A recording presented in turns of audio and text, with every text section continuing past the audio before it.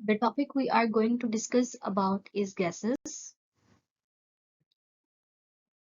and the subtopic is properties of gases. So the first property is gases do not have a definite volume. That's why they occupy all the available space. क्योंकि उनकी definite shape नहीं होती, इसकी वजह से वो जिस container में भी हम उसको pour करेंगे वो उसकी shape को attain कर लेते हैं.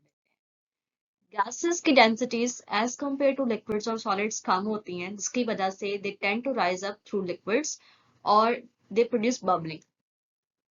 So here you can see आप जिस कंटेनर में भी उसको डालोगे they will attain the shape of that container और जितना भी उनके पास available volume होगा वो उसको occupy करने की कोशिश करती हैं. And here you can see जो गैस है वो लिक्विड में से बबल अप हो रही है. The next property is gases can fuse and diffuse. This property also operates in liquids.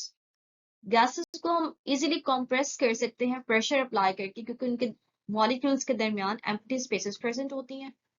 Gases को जब आप हीट करेंगे उनका वॉल्यूम जो है वो इंक्रीज होगा, तो हम उसको दो तरीके से एक्सपैंड करवा सकते हैं, या तो आप उसको हीट कर दें या फिर आप उसका वॉल्यूम इंक्रीज कर दें.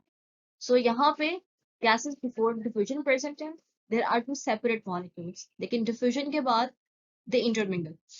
So, जैसे ही आप प्रेशर अप्लाई करते हैं गैस पे, जितना प्रेशर इंक्रीज करते जाएंगे उतना ज्यादा कंप्रेस होती जाएगी.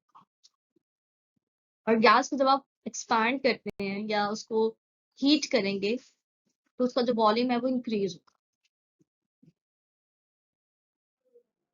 Most important one is the Joule's Thomson effect. That is जब भी गैस सडनली एक्सपैंड होती है तो वो कूल हो जाती है.